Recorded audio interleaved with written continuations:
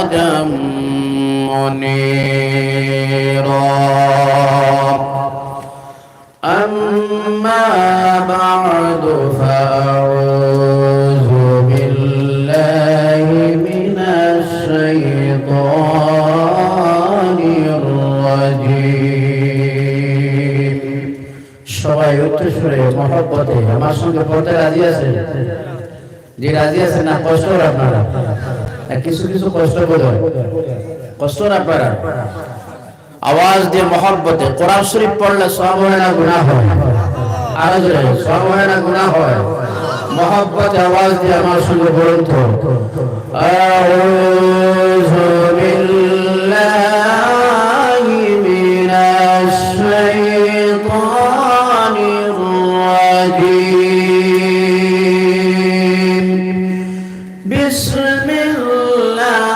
বিসমিল্লাহির রাহমানির রাহিম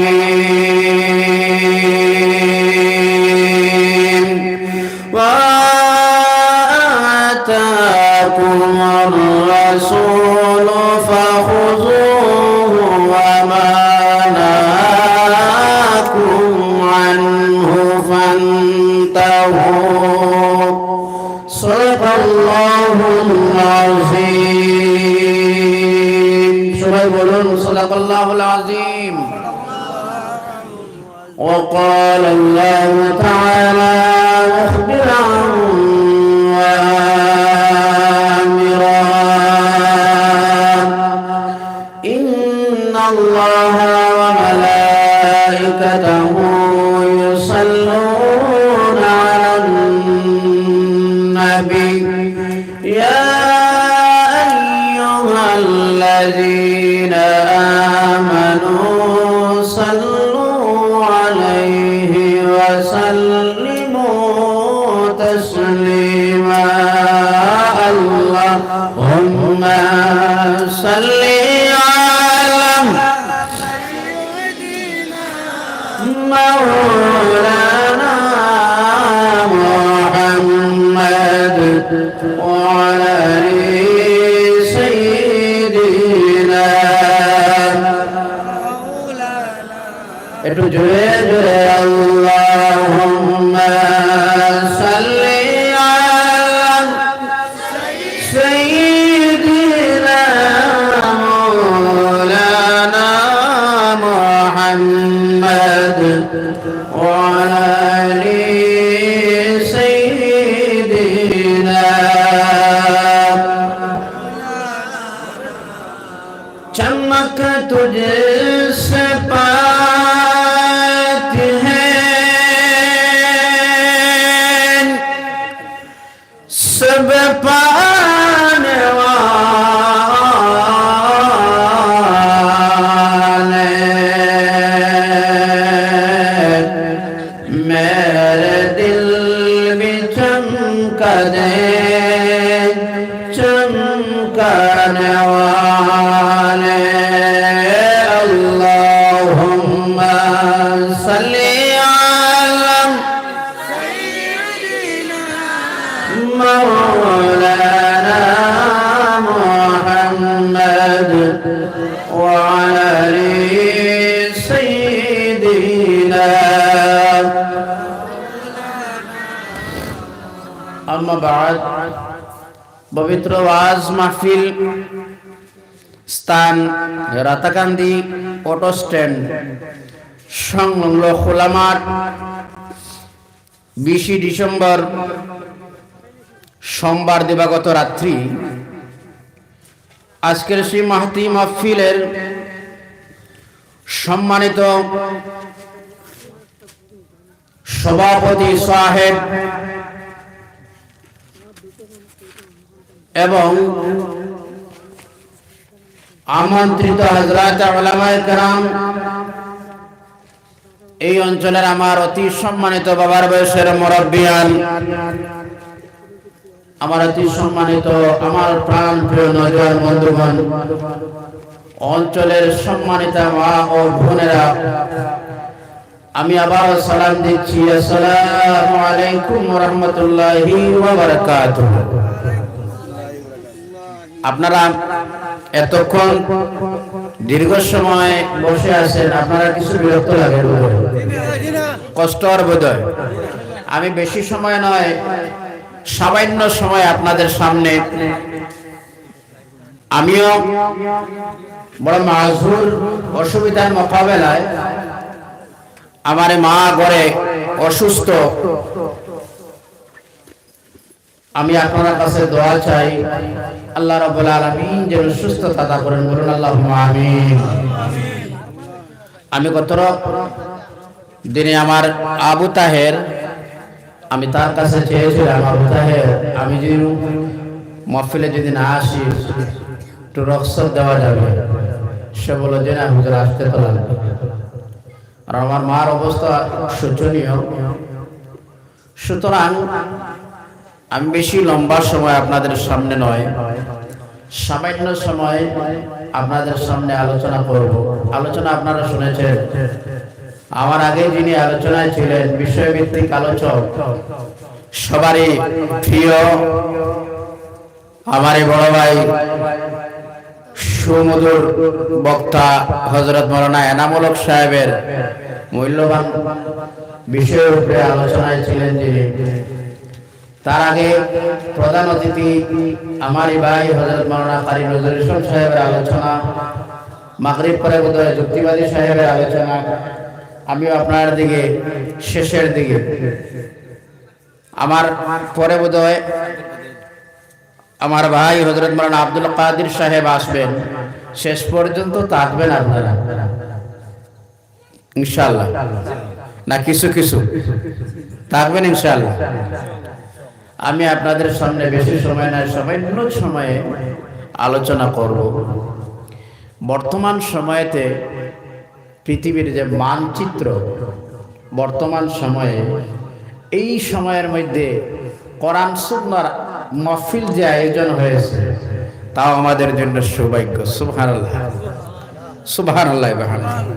ভাইজান, আপনার আমার অবস্থা বড় শোচনীয় পর্যায়ে, আর ওইসব হচ্ছে আমাদের কারণে। কথা বোঝা যায় তো না? কষ্ট এইসব হচ্ছে আমাদের কারণে। আমাদের মধ্যে শুধুমাত্র মুসলমান নামটা শুনলে বোঝা যায়, কিন্তু কাজে বা ব্যবহারে চারিত্রিক দিক দিয়ে যদি ফলো করা যায়, বোঝা যায়, সন্দেহ হয় মানুষটা মুসলমান না অমুসলমান। কথা ঠিক নেই, কথা ঠিক নেই। এই পর্যায়ে আপনার আমার অবস্থা। সুতরাং বর্তমান সময়ের মধ্যে আমাদের কিছু দায়িত্ব বা অবনতি, এই যে অবনতির অবস্থা, আমাদের অবনতি যেটা ঘটতেছে, অবনতির পিছনে রিজন, কারণ কি, সেই অবনতির পিছনে কি কি কারণ রয়েছে, এই সম্পর্কে যদি আলোচনা হয় সামান্য, আপনার কষ্ট হবে। আরো জোরে বলো, কষ্ট হবে। কার কার কষ্ট হবে একটু হাত তুলেন তো দেখি। কষ্ট হবে আপনারা? আমরা যে বর্তমান সময়ে লাঞ্ছিত, বঞ্চিত, অপমানিত, এই যে অবনতির দিকে যাচ্ছি, সেই সময়ে আপনার আমার কি কি দায়িত্ব আছে, আপনার আমার কি কি করণীয় দায়িত্ব আছে, এই বিষয়ে নিয়ে আলোচনা করব। এবং অবনতির পিছনে রিজন, কারণ কি কারণে আপনার আমার অবনতি ঘটতেছে, এই বিষয়ে যদি আলোচনা হয়, কষ্ট তো হবে না আপনারা? আরো জোরে বলুন, হবে কষ্ট না? কোরআন শুনলে কষ্ট হয় না, মানে আনন্দ লাগে। মুমিন যারা রয়েছেন, মুমিন যারা রয়েছেন, ইমানদার যারা রয়েছেন, সেই সব ইমানদাররা কোরআনের আলোচনা যখন শুনে মনে আনন্দ এবং তৃপ্তি পায়। সুবহানাল্লাহ বলা যায় না? আমার নবীর শান ও মান যখন শুনে, তখন মনে আনন্দ লাগে। লাগেনি না? না লাগেনি না? লাগে। নবীর শান শুনলে আনন্দ লাগে, নবীর শান মান শুনলে আনন্দ লাগে, কোরআন শুনলে আনন্দ লাগে, একটু মজা লাগে। লাগেনি না? না লাগে। কোরআন শুনলে মজা লাগে, নবীর পাক নাচ শুনলে ভালো লাগে, মজা লাগে। লাগে তো? মজা লাগে। এই যে দেখবেন যখন নাতের মাহফিল হয়, আশিকরা বসে থাকেন, একজন লড়াছড়া করে না, কারণ প্রিয় নবীজির শান ও মান বর্ণনা করতেছেন। সুবহানাল্লাহ। আরো জোরে বলো সুবহানাল্লাহ। কি যে নাত, আগে আমরা শুনতাম নাত, বক্তব্য বাচ্চারা শিক্ষা দেওয়া হতো না, ঠিক নেই তো? এখন তো তা কিছু কমছে না, বাড়ছে। আগে প্রত্যেক মানুষের নাচ জানতো, গজল জানতো, হাম জানতো, জানতোই না না জানতোই না না জানতো, এখন জানে না। এখন বিশিষ্ট সিঙ্গার যারা আছে, যারা গায়ক আছে, গায়করা ফলো করে, গান শিখে, আর বিভিন্ন গান শিখে শুনে আর গান দিয়ে আবার ভাইরাল বলতে চায়। কথা কই না, কেন ভাইরাল হতে চায় বিভিন্ন কিসিমের। কিন্তু আমার নবীর শান মান গান, আমার নবীর শান গেয়ে না, নবীর শান শুনলে মজা লাগে না। মন যে আমার ঠিক না গো, এই দেশে তেহায় রে,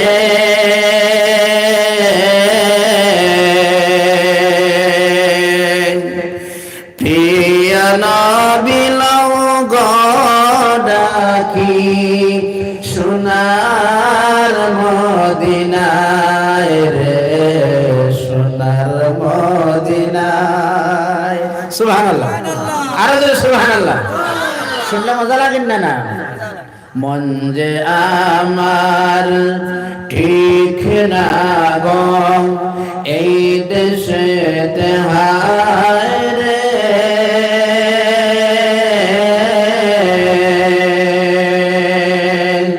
প্রিয় নবী লও গো ডাকি, সোনার মদিনায় রে, সোনার মদিনায়। নাই গো ঠাকা নাই গো খড়ি, ঘরের কোণে রইলাম পড়ি, পারলাম না গো দিতে সালাম, গিয়ে নবীর পায় রে, গিয়ে নবীর পায়।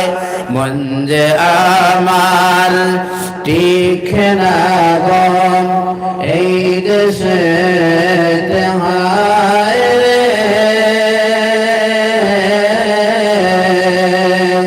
প্রিয় নবী লও গো ডাকি, সোনার মদিনায় রে, সোনার মদিনায়।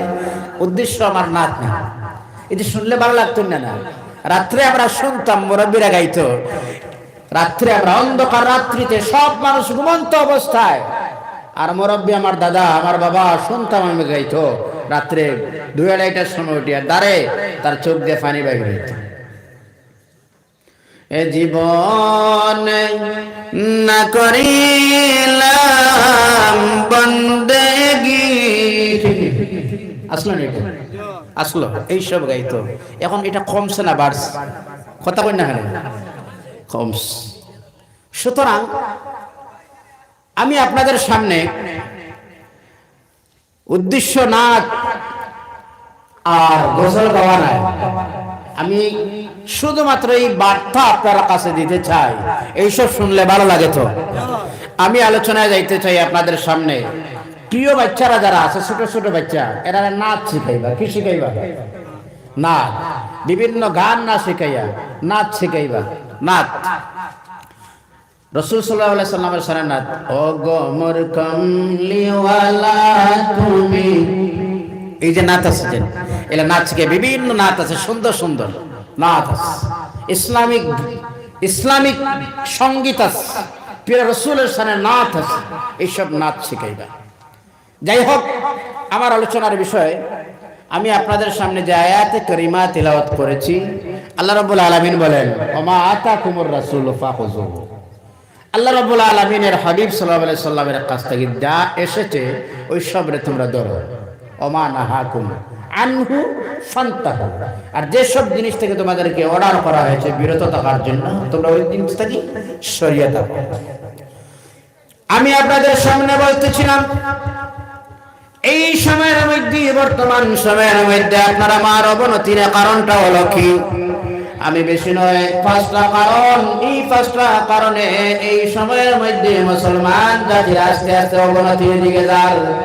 আমার ভাইজান, আমি বলতেছি 1 নম্বর 2 নম্বর বলে 5টা কারণ বলবো, এর চাইতে বেশি নয়। ধৈর্য ধরে থাকবেন তো আপনারা। এর মধ্যে হলো মুসলমান। তার কারণে আগে আমি বলতে চাই, আল্লাহ রাব্বুল আলামিনের হাবিব সাল্লাল্লাহু আলাইহি ওয়াসাল্লাম বলেন, আমার উম্মত দুইটি জিনিস তোমাদের মধ্যে আমি রাখিয়া যাইতেছি, এই দুইটা জিনিস তোমরা ভালোভাবে ধরো। যদি তোমরা মজবুত করে দুইটা জিনিসকে ধরে রাখতে পারো, আল্লাহ হাবিব বলেন এই জমিনে তোমাদের কি গুমরাহ বা অধঃপতনে অধঃপ্রাস্তার মধ্যে নেওয়ার মতো কোনো শক্তি থাকবে না। সুবহানাল্লাহ। কয়টি জিনিস? মাত্র দুইটা জিনিস। একটা হচ্ছে কোরআন আর আরেকটা হচ্ছে আল্লাহ রাসূল সাল্লাল্লাহু আলাইহি সাল্লামের হাদিস। আমি বলতেছি ভাইজান শুনেন, এই জমিনের মধ্যে বর্তমান আর আপনার আমার অবস্থাটা হয়ে গেল কি জানেন? সেই অবস্থার মধ্যে অবনতির মূল কারণটা হলো, এক নম্বর এই জমিনের মধ্যে এই যে বর্তমান সময়ের মধ্যে আমরা হলাম, এক নম্বর কারণটা হলো আপনার আমার অবনতির কারণ। আমরা এই জমিনের মধ্যে আদর্শ হারা হয়ে গেলাম, অর্থাৎ রাসূল সাল্লাল্লাহু আলাইহি ওয়াসাল্লামের আদর্শ আপনার আমার মধ্যে না থাকার কারণে এই বর্তমান সময়ের মধ্যে আপনার আমার এই অবস্থা। রাসূল সাল্লাল্লাহু আলাইহি সাল্লামের আদর্শ আছে আপনার আমার কাছে? কথা কই না কেন? আছে আদর্শ, আখলাক। সে আদর্শ আর গেলাম বাইদান। রাসূল সাল্লাল্লাহু আলাইহি ওয়াসাল্লামের আদর্শ কি ছিল? এটা আপনি আমি বললেই নাই, অন্যান্য ধর্মের মানুষ যারা ছিলেন, বিধর্মী যারা ছিলেন, অন্য ধর্মের মানুষ যারা ছিলেন, অন্য ধর্মের মানুষ আমার নবী সাল্লাল্লাহু আলাইহি ওয়াসাল্লামের আদর্শের বয়ান করতে গিয়ে আপনারা নাম শুনেছেন। একজন ব্যক্তির নাম ছিল দালাই লামা, নাম তো শুনেছেন আপনারা, যিনি ছিলেন খ্রিস্টান ধর্মগুরু ছিলেন, খ্রিস্টান বৌদ্ধ জাতির ধর্মনেতা যিনি ছিলেন, যার নাম ছিল দালাই লামা। সেই দালাই লামা যখন জাতির উদ্দেশ্যে ভাষণ দিতে গিয়ে যখন স্টেজের মধ্যে দাঁড়াইলেন, দাঁড়াইয়া বললেন, এই বর্তমান সময়ের মধ্যে পৃথিবীর মধ্যে যেমন অশান্তি আরম্ভ হয়েছে, সেই অশান্তি থেকে যদি মানুষ আবার শান্তিতে আনতে হয়, পুরা পৃথিবীর মধ্যে যদি আবার শান্তি জন্ম দিতে হয়, তাহলে ফলো করতে হবে একজন, তিনি আর হয়, তিনি হলেন আরবের সন্তান, আব্দুল্লাহর পুত্র, মুসলমানদের নবী মুহাম্মদ। বলুন সুবহানাল্লাহ। মুহাম্মদ সাল্লাল্লাহু আলাইহি সাল্লামকে যদি ফলো করে কোন মানুষ, তাহলে মুহাম্মদের আইন, মুহাম্মদের নিয়ম, মুহাম্মদের কানুন যদি ফলো করে, তাহলে এই নিয়মে যদি মানুষ পৃথিবী চালায়, গোটা পৃথিবী শান্তি হয়ে যাবে। সুবহানাল্লাহ। গোটা পৃথিবীতে শান্তি যদি আনতে হয়, ফলো করতে হবে কারে?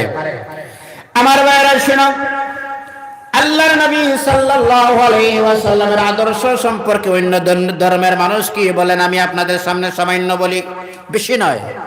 আমরা নাম শুনেছি তো, আমাদের ভারতবর্ষের যিনি ছিলেন মহাত্মা গান্ধী। কি ছিল নাম?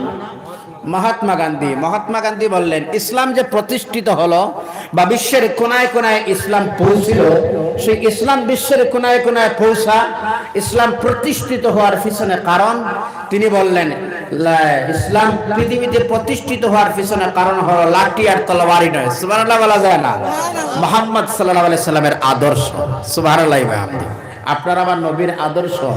এইভাবে যদি অন্যান্য ধর্মের মানুষ রাসূল সাল্লাল্লাহু আলাইহি সাল্লাম নিয়ে কি ধারণা ছিল, মন্তব্য ছিল, যদি আমরা ধারাবাহিক আলোচনা করি, আলোচনা শেষ হয়ে যাবে। মোট কথা হলো আমরা আদর্শ হারা হয়ে গেলাম। বোঝা গেছে তো? আমরা আদর্শ হারা হয়ে গেলাম, এক নম্বর। দুই নম্বর হলো আপনার আমার অবস্থাটা, আমরা আকীদা, বিশ্বাস, জ্ঞান, দেবাস, জ্ঞান হারা হয়ে গেছে, জ্ঞান অর্জন করতে চায় না। 2013 ইংরেজিতে বিশ্বের যারা মানুষ ছিলেন, শিক্ষাবিদরা, এরা রিসার্চ করলো, গবেষণা করলো, পৃথিবীতে কোন ধর্মের মানুষ সবচেয়ে একটু বেশি পড়াশোনা করে। কথাটা মনে রাখবা, পৃথিবীতে কোন ধর্মপ্রাণ মানুষ, কোন ধর্মের মানুষ একটু বই পুস্তক পড়াশোনা বেশি করে, রিসার্চ করা হলো, দেখা যায় সবচেয়ে বেশি পড়াশোনা করে যারা, এরা হলেন খ্রিস্টান ধর্মের মানুষ। কোন ধর্মের মানুষ? আরো জোরে বলো, কোন ধর্মের মানুষ? খ্রিস্টান ধর্মের মানুষ। একজন মানুষের বাৎসরিক 35টা বই পড়াশোনা করে। কতটা বই মনে থাকবো তো? কতটা বই? একজন খ্রিস্টান ধর্মের মানুষ ইয়ারলি বাৎসরিক 35টা বই পড়াশোনা করে। আমরা কয়টা বই? কথা কই না? আপনারা কয়টা বই? 4-5টা বুধে পড়ে। কথা কই না? একটাও না। খ্রিস্টান ধর্মের মানুষ বাৎসরিক একজন মানুষের 35টা বই পড়াশোনা করে। এজন্য ভাইরা আমার শোনো, এই যে বর্তমান সময়ের মধ্যে আপনার আমার শিক্ষার অবস্থাটা কোন দিকে যান, আর সবচাইতে যে শিক্ষার প্রয়োজন ছিল ওই শিক্ষাটা হলো দ্বীনি শিক্ষা যেটা আছে। দ্বীনি শিক্ষা আপনার আমার কাছ থেকে খালি শর্ট হইতে, শর্ট না লম্বা কথা বলতে এখানে, শর্ট না লম্বা দ্বীনি শিক্ষা যেটা আছে। আমার মনে হয় আপনার অঞ্চলের মধ্যে একজনও আলিম সাহেব নাই, আছে তো? আপনারা এলাকাত আছে একজন আলিম, মহল্লায় একজন আলিম সাহেব আছেন? এই গাঁও কয়জন? মাশাআল্লাহ, 5 জন আলিম সাহেব। কিন্তু একটা আক্ষেপের বিষয় হয়, একজন বাবার যদি সন্তান যদি হয় 5 জন ছেলে মেয়ে সহ, বা ছেলে যদি 5 জন যদি হয়, তাহলে 5টা ছেলে স্কুলের মধ্যে পড়ায়, একটা ছেলে তো মাদ্রাসায় দেয় না। কথা কই না দে, কারণ আপনারা মনে মনে ভাবেন কেন দিলে তো লিল্লাহ খানা, ঠিক নেই? আর যেটা দেহে যদি, তো এটার অবস্থা যদি দেখা যায়, এটার ফাও দেখা, ঠিক নিটা, এটা বললো ফাও দেখা, তার ব্যান্ড হয়ে গেছে ফাও, হে নিয়ত করছে আমারটা আল্লাহর রাস্তায় দিলাম, অসল যেটা আছে। নতুবা একটা কাজ করে না, একটার চাষ কম, কাজ করে না, ওটা মাদ্রাসাত নিয়ত করলো আমি ওটা দিলাম। কথা কই না, এখানে নিয়ত করছে ওটা দিতে হয়। আর বালাটা কোন জায়গায় দিছে জানেন তো? প্রাইভেট স্কুলে। কোন জায়গায়? প্রাইভেট স্কুলে। আমি এটা দিয়ে অবহেলা করতেছি না ভাইজান। আপনার যে ছেলেটা সুস্থ ভালো, সবচেয়ে পৃথিবীর মধ্যে ভাষা যদি কঠিন হয়, তাহলে যে ভাষার নাম কঠিন এই ভাষা হলো অ্যারাবিক। কোন ভাষা? কথা কই না, অ্যারাবিক ভাষা। এটার গ্রামার এত কঠিন, কিন্তু আপনি যেটা দিলা বাচ্চারা, যেটা সবচেয়ে ব্রেইন লয়েস্ট ব্রেইন এলা যেটা, ওটা দিলা, যেটার চার্জ কম ওটা দিলা, যেটার ফাও একটা বেখা ওটা দিলাম। দর্শক সবচেয়ে আল্লাহর রাস্তায় যেটা দেওয়া হয়, ওটা সবচেয়ে প্রিয়টা সুন্দরটা তো আল্লাহর রাস্তায় দিতে লাগে, ঠিক না? আর আপনি দিলা সবচেয়ে যেটা কোরবানি হয় না। আইবেলার যন্ত্র যদি হয় তাহলে যদি কোরবানি হইতো। কথা কই না, কেন? এটার দাঁত নাই, শোক নাই, খানা, এবার এটা কোরবানি হয়। যেটা আইবদার জিনিস ওটা যে কোরবানি হয় না, আর আপনি যেটা দিলে আইবেলা ওঠা আল্লাহর রাস্তায়। সমাজ কোন জায়গায় গেল? আপনারা ভাবেন মাদ্রাসায় দিলে বোধহয় এটা লিল্লাখানা দিলাম, এটা ইমামতির মান্থলি বেতন আছে 2000, 2500, 3000 টাকা দিয়া, আর লিল্লাহ যাকাত ফিতরা ওইসব বোধহয় কাজ। কথা কই না, কেন? মনে মনে ভাবতে পারেন হুজুর, চিন্তা করবা না, একটা মাদ্রাসার মধ্যে যদি একজন আলিম সাহেব হয়, পড়াশোনা করে, এই মাওলানা সাহেব যদি ফার্স্ট ক্লাস যদি আলিম না হয়, সেকেন্ড ক্লাস যদিও না হয়, 3 নম্বর থার্ড ক্লাসও যদি আলিম হয়, তাহলে এই সব এলাকা, যে এই এলাকার মধ্যে আলিম নাই, এই থার্ড ক্লাস যদিও আলিম হয়, তাহলে একদম নিচের স্তরের তার চাকরি তো হবে মসজিদের ইমাম। ঠিক আছে? আর ইমামের ইজ্জত দেই আমি, আল্লাহ রাব্বুল আলামিন জানাই, ইমামের ইজ্জত আমি দিলাম কতটুকু শুনো।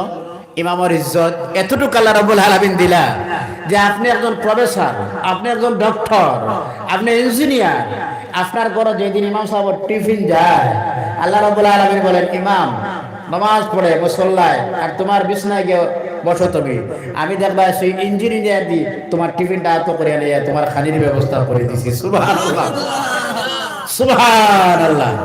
আপনারা মাশাআল্লাহ এত সুন্দর এই জাতি। আপনারা একটা শার্ট যদি বানাইতে হয়, এটার কাপড় কতটুকু লাগে? 2 মিটার। আর এটা বানাইতে লাগে 3.5। এটাও জানা আছে। পকেটে একটা আতরের ডিব্বা হয়, মিলেন না?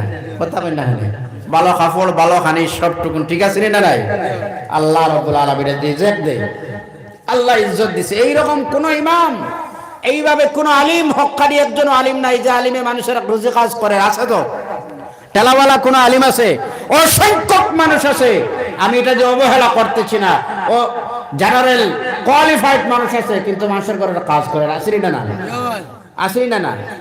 আল্লাহ রাব্বুল আলামিন বলেন, আলিম তুমি আমার কোরআন পড়েছো, আমার হাবিবের হাদিস পড়াশোনা করেছো, আমি তোমার ইজ্জত দিলাম। ইজ্জতের মালিক কে?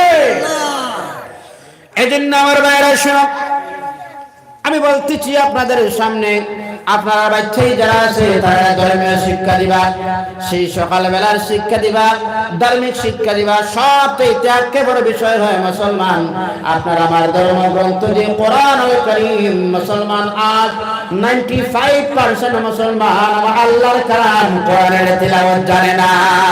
আছে 95% মানুষ একেবারে বিষয় হয় কোরআন তেলাওয়াত জানে না। ভাইজান সবচেয়ে একেবারে বিষয় হলো একজন বাচ্চারা এমন টুকুন পড়াও, আপনি যখন মারা যাইবা, মারা যাওয়ার পরে যেন আপনার কবরের কিনারায় দাঁড়াইয়া সূরা ইয়াসিন শরীফ পড়ে যেন দোয়া করতে পারে। আমরা শিক্ষা কোন জায়গায় গেছে?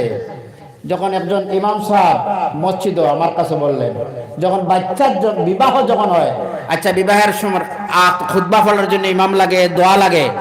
যখন ইমাম সাহেবের বাচ্চার জন্ম হয় তখন ইমাম সাহেবের কাছে দৌড় দিয়ে জানায়, হুজুর আমার ঘরে একটা সন্তান হয়েছে, আইন তো একটা আজান দিবা। আসলি না নাই? কথা কই না কেন?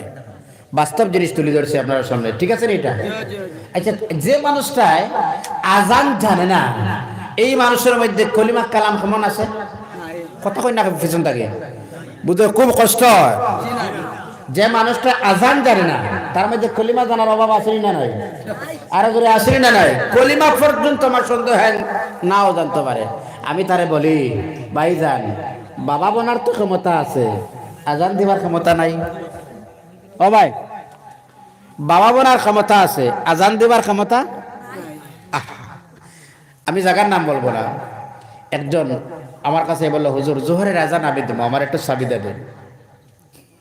চাবি দিলাম। জোহরের সময় যখন আল্লাহু আকবার বলে আজান দেওয়া আরম্ভ করলো, যখন আল্লাহু আকবার বলে আশহাদু আল্লা ইলাহা ইল্লাল্লাহ, আশহাদু আল্লা ইলাহা ইল্লাল্লাহ যাওয়ার পরে আর মাইকের সাউন্ড বন্ধ। আমি গেলাম, হয় কই যদি কারেন্টের ব্যাপার আছে, তো যদি কোনো অ্যাক্সিডেন্ট যদি হয়, গিয়ে দেখি মানুষটা ওইখানে নাই। জি না, তো নাই কেন? আশহাদু আল্লা ইলাহা ইল্লাল্লাহ পরে মানুষ বাকছে। মাগরিবের সময় আস্তে আস্তে আইছে। আমি জিজ্ঞাসা করলাম, ভাই আশহাদু আল্লা ইলাহা ইল্লাল্লাহর পরে কোন দিক থেকে শুনায়? হুজুর আশহাদু আল্লা ইলাহা ইল্লাল্লাহর পরে আর তো আমি ভুলে গেছি কি যে পড়ি আমি, আর কি যে কই, তখন আর কিছু পাইলাম না। আমি আমার এখান থেকে সব শুকাই গেছে। মুসলমান যদি আজানের পরে যদি কোনো যুবকরে বলা হয়, ভাই আসরের আজানটা দাও, নাই। একামত দাও, আজান একামত নাই। আসেন একটু কথা কই না কেন? আসেনি। মূল যে জিনিস যেটা আসলো এটা আপনার আমার মধ্যে নাই। সুতরাং এই যে 2 নম্বর পয়েন্ট হলো, 2 নম্বর রিজন, 2 নম্বর কারণ হলো আপনার আমার মধ্যে শিক্ষা, আকীদা শিক্ষা যেটা আছে, এই সব জিনিস আপনার আমার কাছে নাই। বরং কোরআনের দিক ছাড়িয়া অন্যান্য ধর্মের মানুষ কি করতেছে তা আমরা ফলো করতেছি, আর তা ফলো করে আমরা মান্য করছি। কথা কই ঠিক না? আমার ভাইরা শোনো, এই যে বর্তমান সময়ের মধ্যে যদি আপনার আমার যদি আবার অবস্থান যদি ঘুরাই আনতে হয়, তাহলে এর মধ্যে কারণ যেটা হলো, সেই কারণটা হলো ওই যে ধার্মিক শিক্ষা যেটা আছে শিখাও। আপনার ছেলেটারে যদি আলিম নাও বানানি সম্ভব হয়, আপনার ছেলের কোরআন শিখাও। দৈনন্দিন জীবনের মধ্যে জোড়া জিনিসের প্রয়োজন আছে, মাসলার প্রয়োজন আছে, আসেনি না নাই? আসেনি না নাই? উজু জানে না, গোসল জানে না, আছে তো? কথা কই না কেন? মনে মনে বাবা হুজুর উজু গোসল না জানটা মানুষ আসেনি? আছে। হ্যাঁ, মনে মনে এই কথাটা আপনারা আইতে পারে, হুজুর উজু গোসল না জানটা মানুষ আসেনি? আসেনি না নাই? কথা কই না কেন? উজুর মাঝে ফরজ কতটা, গোসলের মাঝে ফরজ কতটা, এইসব জানে না। গোসল কয় ফরজ? 5টা। দেখছো পিছন থেকে আওয়াজ আছে, গোসল কয় ফরজ? 5টা রে ভাই। গোসল হয় ফরজ, 5 ফরজ। আরে কোন মুসলমান যে মানুষটাই গোসলের ফরজ পর্যন্ত জানে না, এই মানুষের আর জীবনের ইবাদত কাজে লাগছে? কথা কই না কেন? গোসলের ফরজ ফেস ওয়াশ মারা বা শ্যাম্পু মারা, ভালো মতো ব্রাশ করা, তো কোনটা কোনটা গোসলের ফরজ? আক্ষেপের বিষয় হয় গোসলের ফরজ জানে না। গোসলের ফরজ আছে কতটা? কতটা ফরজ? পিছন থেকে আওয়াজ চাই, কতটা ফরজ? 3টা। হাত ধোয়া, মুখ ধোয়া, মাথা ধোয়া, কতটা? 3টা। কি কি? হাত ধোয়া তো তে চোখ ধোয়া তে আর নাকে দিয়ে পানি দেওয়া এটা ফরজ নেই কথা কই না খানে হ্যাঁ গোসলের 3 ফরজ কনফিউশন আছে 3টা ফরজ পুরানি দিত আচ্ছা যে জাতি তার মূল ফাউন্ডেশন যেটা ফারাইজ ফরজিয়াত যেটা আছে মূল ফাউন্ডেশন যেটা এটা যদি জানে না যে মানুষে এই মানুষের মধ্যে নফল মুস্তাহাব এইসব আর আছে তো আর জানিয়া তো দরকার নাই আগে তো ফরজ ঠিক করা লাগবে উজুর ফরজ গোসলের ফরজ এই বাচ্চো খামোশ বয়টো কষ্ট লাগে আপনারা কিছু খারাপও লাগে আপনারা বলে হুজুর একদম গড়ির দড়ি দিছেন আপনি গোসলের ফরজ জানে না ভাইজান প্রায় সময় শোনা যায় আবার জনজান নামাজের সময় একজনে পিছন থেকে হুজুর জনজান নামাজের নিয়তটা আবার কইয়া দিই আছে তো যে মানুষটা নামাজের নিয়ত জানে না যে মানুষটায় মুরগি হালাল করা জানে না যে মানুষটায় তয়ম জানে না যে মানুষটায় মসজিদে গেলে বসা জানে না যে মানুষটায় মসজিদে ঢুকতে কোন দোয়া পড়তে হয় এটাও জানে না জানেননি আপনারা আল্লাহ বিস্মিকা আমত আহিয়া বোধ হয় তো কোনটা মসজিদে ঢুকতে কোন দোয়া পড়ে এটা 2-4 জন মুসলিমে ফিসন থেকে আওয়াজ হইতো না জানা আছেনি আল্লাহুম্মা আফতাহ আলী আসেনি আপনারা মসজিদে ঢুকলে তো জানা থাকতো ঢুকেননি কথা কই মসজিদে ঢুকেননি শুক্রবারে একদিন বোধহয় রমজান আইলে আপনি ইমাম সাহেব ফজরের সময় কত যান 3-4 মাশাআল্লাহ ট্যাক্সি ইমাম সাহেব আর খাদিম সাহেব বড় মুসিবত ওই যে আসামি মানুষ যারা এরা হয়তো জনাব রাখছে তার বাং টাং দেব ওই যে মোল্লা মুন্সিকা হয়তো যে মোল্লা আছে তার বাং টাং দিব তো মোল্লা রাখছি বাং টাং দিব ঠিক নিটা হায় হায় আমার ভাই শোনো শুধুমাত্র একটা হুকুম শয়তান না মানার কারণে আল্লাহ রাব্বুল আলামিন বললেন যাও তোমার নাম মুআল্লিমুল মালাইকা চিলায় সমস্ত ফেরেশতাদের টিচার চিলায় আমি আল্লাহ রাব্বুল আলামিন সেই জায়গা থেকে নাম কাটিয়ে তোমারে আমি এখন ইবলিস করে দিলাম একটা অর্ডার কয়টা অর্ডার কথা কই না কেন একটা অর্ডার তুমি আমার হাবিব রে তুমি আমার নবী রে সিজদা করো ফাসাজাদু ইল্লা ইবলিসা কয়টা হুকুম কথা কই না কেন কথা কইবা তো কয়টা হুকুম শুধুমাত্র একটা আর আপনি আর আমি ফার্স্ট অর্ডার মারি না আচ্ছা আপনার সামনে যদি ওই যে মোবাইল আছে আপনার আমার এখানে যদি কোনো একজন প্রিয়জন মানুষে ফার্স্টটা বার যদি আপনারা মেসেজ দেয় ফার্স্টটা কল যদি আপনারা করে আপনি যখন ঘুম থেকে জাগিয়া দেখবা আহারে ফোন করলো রিসিভ যদি করেন না আপনি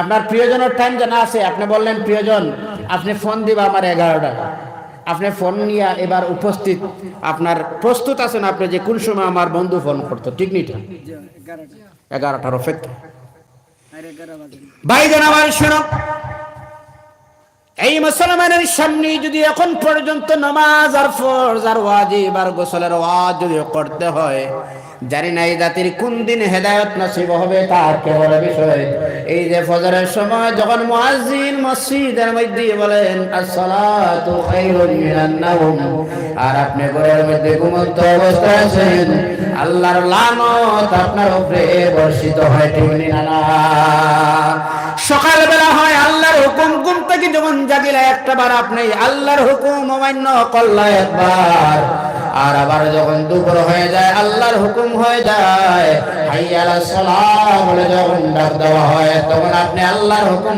অমান্য করলা আসরের সময় মাগরিবের সময় আবার ঘুমানোর সময় আল্লাহর হুকুম অমান্য করলা এবার শয়তান আপনার এই সব মানুষের কিনারায় তাকে সরে যায় শয়তান বলে আমি আল্লাহর হুকুম একটা না মানার কারণে আল্লাহ এত বড় শাস্তি আমারে দিলেন ও আল্লাহর বান্দা ও আল্লাহর নাফরমান তুমি শোনো আল্লাহর হুকুম প্রত্যেকটা দিন 5 বার অমান্য করতেছো জানি না আমার চাইতে বড় যদি আল্লাহ তোমারে আযাবে দেয় কষ্ট আপনারা 5টা বার আল্লাহর হুকুম মানুষ মানে না। সব ঠিক আছে হুজুর, আমি ইমাম সাহেবের কাছে টিফিনও ভালো দেই, মাঝে মধ্যে দাওয়াতও দেই, আর 500 টাকাও দেই, মাঝে মধ্যে দেই, সব আমার ঠিকঠাক আছে, সব ঠিক আছে আমার। হুজুর একটা অসুবিধা, আমি নামাজটা পড়তে পারি না। জি ও যুবক, আপনার আর কষ্ট লাগবো, আপনার আর কষ্ট লাগবে। ওই যে এসার সময় মসজিদের কিনারায় আপনারা মোবাইল নিয়ে গেমস এর মধ্যে ব্যস্ত থাকেন, বিভিন্ন গেমস। আল্লাহ রাব্বুল আলামিন শুধুমাত্র একটা যদি প্রশ্ন করে, আমার গোলাম তোমার আমি এত লম্বা সময় দিয়েছিলাম, 60 বছরের জীবন দিলাম, 40 বছরের জীবন দিলাম, 80 বছরের জীবন দিলাম, ওই সব জীবন কিভাবে অতিবাহিত করলে তুমি হিসাব দাও চাই। আল্লাহ সব টুকুন ছাড়িয়া যদি এবার বলে গোলাম তোমারে যাই দিলাম সবরে, এই জীবনের যৌবন কাল কিভাবে অতিবাহিত করলে তুমি আজকে হিসাব দাও। শুধুমাত্র জীবনের হিসাব, যৌবনের হিসাবটা দাও চাই। দেওয়া যাইব তো? কথা কই না কেন? আপনারা ভাবেন বোধহয় হুজুর আমি তো মসজিদে তাহাজ্জুদ করি, তসবিহ মারি মনে মনে। বাবাই আপনার তাহাজ্জুদ আর আপনার তসবিহ শেষ না দায়িত্ব। আপনার তাহাজ্জুদ আর আপনার তসবিহ শেষ নাই, আপনার তাহাজ্জুদের পিছনে দায়িত্ব আছে। আর ফজরের সময় যখন হয়, আপনি আপনার ছেলের দরজায় ধাক্কা মারি বলো বাবা এই যে আজান হয়েছে আর ঘুমানোর সময় নয়, চলো আমরা মসজিদে যাই। সুবহানাল্লাহ। পারবা? পারবা না? দায়িত্ব আছে আপনারা। মা যদি তার মেয়েরা ধাক্কা মারি যদি বলে মা আর ঘুমাইও না, চলো ভাই আর আব্বু মসজিদে যায়, আর তুমি আর আমি আমরা গরম নামাজে বসি। সুবহানাল্লাহ। এটা মা বাবার দায়িত্ব, এটা ফ্যামিলি গঠন। খালি শুধুমাত্র বাচ্চার জন্ম দিলা আর একটু পড়াশোনা করাইলে এইসব দায়িত্ব নাই। কথা বোঝা গেছে নি? না কষ্ট হয়, কিছু দুঃখ পাইলেও ফাইন, আর কষ্ট হইলেও যদি হয় তো মা মিয়া না মানমায় তারা হো মেহমান। আপনারা মানই না, না মানই না, আমি কেহনাওয়ালা। ভাইরা আমার শুনো, ফজরের নামাজ নাই, জোহরের নামাজ নাই, আসরের নামাজ নাই, মাগরিবের নামাজ নাই, এইসব অবস্থাটা আপনার বাড়ির মধ্যে হয়ে গেল। আমি বলতে চাই আপনাদের সামনে আজ এই মানুষটার মধ্যে সব ধরনের গুণ আছে। নামাজ নাই, নামাজ নাই, নামাজ আর অন্য ধর্ম আর মুসলমান ধর্ম ইসলাম ধর্মে আর অন্য ধর্মের মধ্যে যে জিনিসটা ফরক করে দিয়ে ডিফারেন্স করে দিয়ে জিনিসটা, এটার নাম হলো নামাজ। নামাজ নামাজ নামাজ, এটার নাম কি? তো কি মাতা যদি বলা যায় তো দাড়ি যদি বেশি থাকে মুসলমান, প্রথম মুসলমান, 1 নম্বর মুসলমান, নম্বর 1 যদি বলা হয় লম্বা দাড়ি আলারে, তাহলে রবীন্দ্রনাথ ঠাকুর প্রথম মুসলমান মনে হইতো। ঠিক নিটা? ঠিক নিটা? আচ্ছা মাথা ফাগড়ি দিয়ে যদি মুসলমানের একটু পরিচয় মিলতো, আমরা ভারতের যত শিখ ধর্মাবলম্বী ভাইয়েরা আছে এরা যদি প্রথম মুসলমান মানা যাইতো, যাইতই না? না কথা কই না কেন? আর পাঞ্জাবি লাগাই দিলে তো মুসলমান গেলে, এটা তো প্রায় নেতা মন্ত্রীরাও লাগাই না? না লাগাই না? না লাগায়। তাহলে পাঞ্জাবি টকি, পাঞ্জাবি আর ফাগড়ি আর দাড়ি এটা শেয়ার লাগবো এটা, কিন্তু নামাজ নাই। মুসলমানি আছে তো? আছে মুসলমানি। আল্লাহকে ওয়াস্তে নামাজ পড়বা তো আপনারা? জি কারা কারা দেখে হাত তুলেছে? হাত তুলেছে, দেখে হাত তুলেছে সবাই। মাশাআল্লাহ। কয় অক্তর? কয় অক্তর নামাজ? 5 অক্তর। 5 অক্তর। আল্লাহকে ওয়াস্তে 2 হাত জোড় করি আমি অনুরোধ করি ভাই, না আপনি আমার কবরে যাইবা। এই যে বাহারি গাড়ি জমিদারি সবই তোমার রইবে পড়ি, সাদা কাফন পরাইবা যখন, সব রইব, সব রইব। ঠিক নিটা? সব জায়গায় জায়গায় থাকবো, সব আপনার বাড়ি, আপনার ঘর, আপনার ধন, আপনার দৌলত সব জায়গায় থাকবো। ভাই মানুষ যখন মারা যাওয়ার সময় হয়, আমার আলোচনার দিকটা এখনো রয়েছে, মানুষ যখন মারা যাইবার সময় হয় তখন দেখবা যে মানুষটা মারা যায় তার চোখ দিয়ে দ্বারে পানি পড়ে। ঠিক নিটা? আপনারা তার সামনে থাকবা, দেখবা ও ভাই চোখ দিয়ে পানি পড়ে। ও ভাই কথা কইবা না, চোখ দিয়ে তার পানি পড়ে। কেন? কেন পানি পড়ার কারণ কি? একটা কারণ, যখন মানুষটা মারা যায় তার কিনারা তার ছেলে, তার মেয়ে, তার ভাই বিরাদর, তার বন্ধু বান্ধব সব বসা অবস্থায় বসা। এই সময় তার ছেলেরা জানায় মৃত্যুর যন্ত্রণা যেটা আছে, মৌতের কষ্ট যেটা আছে, ওরা যখন ধরে তখন তার ছেলেরা কয়, বাবা আমার একটু সাহায্য করো তো। ছেলে কোনো জবাব দেয় তো? ছেলে জবাব দে তো? তার স্ত্রীরে ডাক দেয়া হয়, স্ত্রী আমার সাহায্য করো। স্ত্রী জবাব দে তো? স্ত্রী কোনো জবাব দেয় না, তার ছেলে কোনো জবাব দেয় না, তার আত্মীয় স্বজন, ভাই বিরাদর, বন্ধু বান্ধব কেউ তার জবাব দেয় না। তখন তার ধীরে ধীরে ঘুমানো হয়, ওয়াজান্না আন্নাহুল ফিরাক, আজকে তো আমার আলাদা হওয়ার দিন হয়ে গেছে, আজকে আমার আর কেউ নাই, আজকে আমার কেউ নাই, আমি আলাদা হওয়ার দিন। সুতরাং ভাই যুবক যারা আছে, অসংখ্য যুবক প্রত্যেক দিন আজকাল সোশ্যাল মিডিয়ায় দেখা যায় শত শত যুবক প্রাণ হারা হওয়ার। সকালবেলা ঘর থেকে মোটরসাইকেল, পালসার বাইক নিয়ে বাড়িয়ে রয়েছে, বিকালে বড় লাশ। আসরি না না? আসরি না না? অসংখ্য। আমি আপনাদের সামনে 2 নম্বর বিষয়ের উপরে আলোচনার সময়ও শেষের দিকে, আর 3 নম্বর যে বিষয়ে আপনার আমার মধ্যে ইসলামিক আইন যেটা আছে, একটা হুদুদ আছে, শরীয়তের সীমা আছে, সীমারেখা। এই সীমারেখা আমরা ছাড়িয়া, আমরা সীমা অতিক্রম করি, আমরা বর্ডার, ওই যে আমরা, আপনারা হাডুডুডু হয়নি, হাডুডুডু কবাডি খেলা, হাডুডুডু। আচ্ছা, এটার একটা চিহ্ন আছে না? এটা চিহ্ন আছে তো, এটা বর্ডার আছে। যদি মানুষটা বর্ডার আউট যদি হয় তা খেলাত আছে? বুঝা গেছিল? এ খেলাত নাই। তো মানুষের ঠিক কলা ইসলামিক জীবনের মধ্যে একটা বিধান আছে, আইন আছে মানুষের কাছে, এটা আইন, আইন আছে, সে গন্ডি আছে, হুদুদ আছে, সীমা আছে। সে সীমার ভিতরে মানুষ থাকতে হয়, সীমার ভিতরে। আমরা সীমা অতিক্রম, সীমা লঙ্ঘন করিয়া আমরা একদিকে বর্ডার, আর আমরা বহু দূরে গেছি। তাই ভাই, আমরা বহু দূরে গেছি, বর্ডার ক্রস বহু দূরে আমরা গেছি কি। সুতরাং আমরা বর্ডারের ভিতরে আবার লাগবো। তার মানে হলো ঘুমানির আইন আছে, খাওয়ার আইন আছে, চলাফেরার আইন আছে, মানুষের সঙ্গে কথা বলার আইন আছে, মানুষের সঙ্গে ব্যবহারের আইন আছে। ওই সব ইসলামের ভিতরে পড়তে হবে, শরীয়তে মুতাহারার ভিতরে পড়তে হবে। ইসলামিক আইন মানুষ অমান্য করে সকাল থেকে বিকাল পর্যন্ত যত নিষিদ্ধ জিনিস আসলো মানুষের অতটুকু করেন না, খুঁজে দেখবা। সুদ গড়ে গড়ে আসেন না? নাই কথা কই না? খানে বন্ধন আছেন? আছে তো। আচ্ছা, সুদ এত মারাত্মক গুনাহ, এত মারাত্মক বর্ডার ক্রস, এত মারাত্মক বর্ডার ক্রস সুদ। জিনা আছে তো, কথা কই না? খানে জিনা আছে, সুদ আছে, জিনা আছে, মিথ্যা কথা আছে, অন্যর ক্ষতি করা আছে, গীবত করা আছে, মদ্যপান করা আছে, আছে তো, নেশা আছে তো। এই যে মারাত্মক মারাত্মক জিনিস দিয়া মানুষ সীমা লঙ্ঘন করিয়া, সীমা অতিক্রম করিয়া মানুষ গেছে। এখন এই জাতীয় অবনতি করতো না উন্নতি করতো? কথা কই না? খানে এইসব জিনিস যদি ছাড়ি। সুতরাং আমার সময়ের শেষের দিকে আমি 5টা বিষয়ে আলোচনা করা সম্ভব নাই। আমি আপনার কাছে অনুরোধ জানাই, সীমার মধ্যে ঢুকে। জাকাত ফরজ আছে, মানুষে জাকাত দেয় না, জাকাত দেয় না। নমাজ বুধয় ভাবে মানুষে, বুধয় রিটায়ার্ড যখন হয় ওই তো বুঝে নমাজ ফরজ হয়েছে তার। নমাজ কোন সময় মানুষে ভাবে ফরজ? বোঝা গেছে না তো? শরীয়ত বাচ্চার হুকুম, একটা বাচ্চার যখন বয়স হয় মাত্র 7 বছর। কত বছর? কথা কই না? খানে আমি লম্বা সুন্দর করে ওয়াজ তো জানি না, গল্প করি কিছু। কত বছরের বয়স? আল্লাহর হাবিব জানেন, অর্ডার করো নামাজের 7 বছর বয়স। কত বছর বয়স? 7 বছর।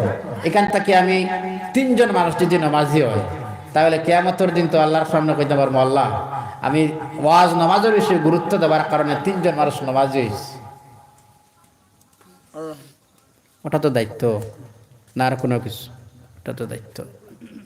7 বছর বাচ্চার বয়স যখন হয় তার নামাজের অর্ডার করো। 10 বছর বয়স হলে কিছু ডান্ডা দেওয়া যায় নামাজ। এখন যে মানুষটায় তার ডান্ডা দিত, এই মানুষটার তো ঘুম থেকে 8টা 8:30টায় উঠে। আর একটা অভ্যাস আছে আপনার আমার মধ্যে, যখন রমজান বা শবে বরাত, শবে কদর এইসব যদি দিন হয়, যদি আর বাচ্চারা যদি মসজিদে নেওয়া হয়, তাহলে কিছু নামাজি আছে বাচ্চারা একটু হাল্লা চিৎকার করে, তো কিছু নামাজের বড় ডিস্টার্ব হয়, বড় অসুবিধা। এটা কার করে? জানলো এটা হাল্লা চিৎকার করে তো কিছু করে তো আল্লাহকে করবা না। আপনার বাচ্চা তো মসজিদে যাওয়া শিখতো তো, যদি আপনার বাচ্চা এখন থেকে মসজিদে একটু যাওয়া শিখে না, তাহলে আপনি ভাবিয়া নিবা ভবিষ্যৎ প্রজন্ম ভয়াবহ, ভবিষ্যৎ প্রজন্ম বড় ভয়াবহ। কথা বোঝা গেছে? আপনারা আমার কাছে দাবি জানাইলা, হুজুর হুজুর আপনার ঘর তো বাগা বাজার, আমার একটা ভাই আছে বিএ পাস, কথা বুঝা গেছে, বিএ পাস, আবার ভালো চাকরিও আছে তার। আপনারা অঞ্চল থেকে একটা মেয়ে দেখে দিন আমার, মেয়েটা কোয়ালিফাইড হতে পারে, শিক্ষিত, ভালো শিক্ষিত, ভালো খানদান, সুন্দর, কিছু ধনীরও প্রয়োজন আছে, আসেনি না নাই? আমি আপনারা কাছে কইলাম হ্যাঁ, একদম মিজোরাম সীমার কিনারার মধ্যে একটা মেয়ে আছে, মেয়েটা বিএ ইংলিশ অনার্স, গাড়ি 5-এর গাড়ি ছাড়া মেয়ে কোনো জায়গায় যায় না, সুন্দর, ফেস কাটিং, ওসামুটা, বডি ফিট, সব ঠিকঠাক আছে। কথা বোঝা গেছে? বোঝা গেছে তো? আচ্ছা, আপনি তখন তামি বানি না কইবা হুজুর ওয়ে ডাকে বাগা বাজার দূরই, অসুবিধা তো নাই, ওয়ে না বাগা বাজার হুজুর, আর তো অসুবিধা নাই। এখন আপনার সামনে আমি পেশ করলাম, হুজুর ভাই সাহেব খালি একটা মেয়ের মধ্যে অসুবিধা আছে। কয়টা অসুবিধা? মেয়ে তো সুন্দর ঠিক আছে তো, ওসামাটা ঠিক আছে তো, শিক্ষিত ঠিক আছে তো, ধনী ঠিক আছে তো, খানদানও ঠিক আছে তো, ব্যবহারও ঠিক আছে তো, সব ঠিক আছে তো। এখন একটা আপনি আমার প্রেশার দিলা, হুজুর কই না এটা কোনটা, না সব দিকে তো আর একদম কমপ্লিট হওয়ার তো কথা নয়, একটা এটা এটা তাও না, আপনি প্রেশার দিলা আমার, হুজুর এটা একটু মেহরবানি করে এটা আপনি উল্লেখ করে এটা কোনটা। আমি বললাম না এটা তাও করছে, শুধুমাত্র রাত্রে বললাম একটা আছে, মেয়ের সব গুণ ঠিক আছে তো। একটা অভ্যাস হলো, মেয়েটা মাগরিবের আজান যখন হয় মেয়েটা ঘর থেকে বাইরে হয়, আর ফজরের আজানের সময় আবার ঢুকে, এই মিডিলের যে সময় আছে মেয়েটা কোনো জায়গায় থাকে না, কোন জায়গার যে থাকে কোনো মাসে এটা জানে না। এরপরে আপনি আর বিবাহর মাত দিবা তো, কথা কই না কেন? বুঝা গেছে মেয়েটার চরিত্র খারাপ। ভাই খুব মনোযোগ দিয়ে শুনো, শেষ দিকে আমি আপনার সামনে নসিহত স্বরূপ, মেয়েটার চরিত্র খারাপ, এ কথাটা ইজিলি বোঝা গেছে, মেয়েটার চরিত্র খারাপ। এখন আপনি যত সুন্দর আছে মেয়ের, আপনি আর মেয়ের বিবাহের পেগাম প্রস্তাব দিবা তো? মেয়ের বিবাহের প্রস্তাব দিবা? মেয়ের বিবাহের নাকচ প্রস্তাব না, হুজুর এই মেয়ে আল্লাহ আসতে এই মেয়ে না, এই মেয়েটা না। আর মেয়েটার সবচেয়ে যে গুণটার প্রয়োজন ছিল চরিত্র, এই চরিত্র মেয়েটার কাছে নাই, চরিত্র নষ্ট। ভাইজান যেমন একটা গুণ মেয়ের মধ্যে না থাকার কারণে, খারাপ হওয়ার কারণে, যেমন মেয়েটার সব ধরনের গোল বাতিল হয়ে গেল, সৌন্দর্য বাতিল হয়ে গেল, খানদার বাতিল হয়ে গেল, শিক্ষা বিয়ে ইংলিশ অনার্স ছিল তাও বাতিল হয়ে গেল, সব যদি ক্যান্সেল হয়ে যায়। মানুষ দান খয়রাত করে, হুজুর রাস্তায় বাইলে সালাম দে, মোলাকাত করে, সব দিক ঠিক আছে, মেয়েটার ছেলেটার সবটা ঠিক আছে। যেমন ওই মেয়েটার মধ্যে একটা গুণ না থাকার কারণে সব গুণ বাতিল হয়ে গেল, আল্লাহর বান্দা বান্দির সব গুণ ঠিক আছে কিন্তু একটা গুণ নাই, নামাজ। এই নামাজ না থাকার কারণে এই যেমন মেয়েটার ইজ্জত কোন ছেলের কাছে নাই, আল্লাহ রাব্বুল আলামিনের কাছে এই বান্দা বান্দির তেমনি কোনো দাম নাই। বুঝা গেছেন? একটা গুণ না থাকার কারণে মেয়ের যেমন কোনো পুরুষ জাতির কাছে দাম নাই, তেমনি ভাবে এই মেয়েটার, এই ছেলে বান্দা বান্দিটার আল্লাহর কাছে কোনো দাম নাই। পারবা নামাজ পড়তা? কথা কই না কেন? পারবা? পারবা? নামাজ ফরজ, কিন্তু সবচাইতে আক্ষেপের বিষয় কোনটা? ফরজ জানার পরেও, ফরজ নামাজ জানি, নামাজের পাবন্দি হওয়া বড় কঠিন জিনিস। কথা বোঝা গেছেন? আপনার সামনে দাঁড়াইয়া ফতোয়া মারি দেবো, হুজুর এটা সব জানি তো, মারি দিছে ফতোয়া। ফতোয়া তো আপনারাও কম জানেন না, জানেন না? না সব জানি হুজুর, নামাজ ফরজ না, এটা কোনটা জানি না। আবার ভাই আমলে পরিণত করো না এটা। নামাজি বনো, নামাজি বনো, নামাজি বনা কঠিন। আর সবচেয়ে কঠিন কোন দুইটা নামাজ? এশার নামাজ আর ফজরের নামাজ। মুনাফিকর লাগে সবচেয়ে কঠিন হয় এশার নামাজ আমরা তো সুবিধার নামাজ আসর রক্ত গেছে আর ফোন করে না, আমি একটু মসজিদে ঢুকছি, পরে ফোন কথা কইম। ওই যে খর আমি মসজিদে ঢুকছি, যেন ঢুকি গেছে যেন মসজিদ, ওটা বার্তা পৌঁছার যে আমি মসজিদে ঢুকছি। এশার নামাজ নাই, ফজরের নামাজ নাই, সবচেয়ে মুনাফিকের লাগে দুইটা। আজকে আপনারা কথা দেন ইনশাআল্লাহ 5 ওয়াক্ত নামাজ আপনারা পড়বা। জি না, ওয়াজ এখন বছর করাইলে হুজুর তো ওয়াজ করাইছে, আলহামদুলিল্লাহ ব্যস্তর সার্টিফিকেট পাইলেছেন বোধহয়, মিলেননি? হ্যাঁ, ওয়াজ তো ঠিক আছে, ওয়াজ ঠিক আছে। আর ওয়াজ যখন হয় আমি আপনারা সামনে দাবি জানাই, আপনারা বিষয় দিবা, ওলামায়ে কেরাম বিষয় ভিত্তিক বিষয় দিবা, আপনি ওই বিষয়, আপনি ওই বিষয়, আপনি ওই বিষয়, আপনি ওই বিষয়। যখন শ্রোতা যারা থাকে তখন সুবিধা হয়। যেমন আজকের একজনে আরেকজনের ওয়াজ শুনছে বলে, একজনে আরেকজনের কথা শুনছে বলে একজনে আরেক ওয়াজ করছে না, নতুবা আমিও আমারও অজান্তে আর একটা ঢুকে দিতে পারে যে আগেই বিষয়ে আলোচনা হয়েছে। তো শ্রোতা যারা থাকে বা জায়গার উপরে ভিত্তি করে, জায়গার যারা যেটা আছে, ফিল্ড যেটা আছে, এটার উপরে ভিত্তি করে যে এই বিষয় নিয়ে এটার মধ্যে আলোচনার প্রয়োজন আছে। আমার দৃঢ় বিশ্বাস হয় আপনারা কাছে নামাজের আলোচনার প্রয়োজন আছে, নামাজের আলোচনার প্রয়োজন আছে, সুদের আলোচনার প্রয়োজন আছে, বেপরদার আলোচনার প্রয়োজন আছে, স্বামী স্ত্রীর হকের আলোচনার প্রয়োজন আছে, বন্ধনের আলোচনার প্রয়োজন আছে, মাঝে মধ্যে নেশাও আছে, নেশার আলোচনার প্রয়োজন আছে। আসেনি না নাই? আসেনি না নাই? সুতরাং ওই সব জিনিস কিছু নেশাও আছে তো, কথা কই না মানে জিনাকারী যখন জিনা করে, নেশাকারী যখন নেশা করে, তখন রাসূল সাল্লাল্লাহু আলাইহি সাল্লাম জানেন নেশা করার সময় তার ঈমানটা বাইরে হয়ে যায়। কথা বোঝা গেছে নি? ও ভাই, নেশা যখন করে তখন তার ঈমানটা বাইরে হয়, জিনা যখন করে তার ঈমানটা বাইরে হয়ে যায়। আচ্ছা, ওই সময় যদি মানুষটা মারা যায়, এই সময়টা যদি মানুষ মারা যায়, আমার ভাইরা শুনো, এই 3 নম্বর হলো ইসলামিক আইন যেটা আছে, আইন যে মানুষে অমান্য করিলায়। আর 4 নম্বর হলো আল্লাহ রাব্বুল আলামিনের রাস্তা ছাড়ি দেওয়ার কারণে, আল্লাহর হাবিবের রাস্তা ছেড়ে দেওয়ার কারণে এই জাতি আজ অধঃপতনের দিকে যায়। 4 নম্বর কারণ, সবচেয়ে সুগন্ধিত জিনিস ফুল, ভালো জিনিস ফুলটা আমরা তো এই ভাই সবচেয়ে ভালো কোন জিনিস? ফুল। আচ্ছা, ফুল আমরা কত করে থাকে এখন? সবচেয়ে মণিপুরি মানুষ যারা আর হিন্দু মানুষ যারা, তারা করে দেখবা বিভিন্ন কিছুর ভালো ভালো ফুল আছে, আছে না নাই? আর আপনার আমার ঘরের সামনে হায় হায় হায় কি অবস্থা, তরিকা একদিকে আর আপনি আর আমি আর একদিকে। আর 5 নম্বরটা বয়ান করে শেষ করে দিই আমি। 5 নম্বর হলো, আমার বাইরে শুনুন মুসলমান যারা হলাম, আপনার আমার মধ্যে এমন অবস্থাটা হলো, 5 নম্বর যেটা হলো, মুসলমান যারা হলেন, ইমানি কোয়ালিটি, ইমানি গুণ যেটা মানুষের মধ্যে থাকার প্রয়োজন আছে, ওই সব ইমানি গুণ, ইমানি কোয়ালিটি মানুষের মধ্যে নাই। ইমানি গুণ আছে তো, ইমানি গুণ আছে তো।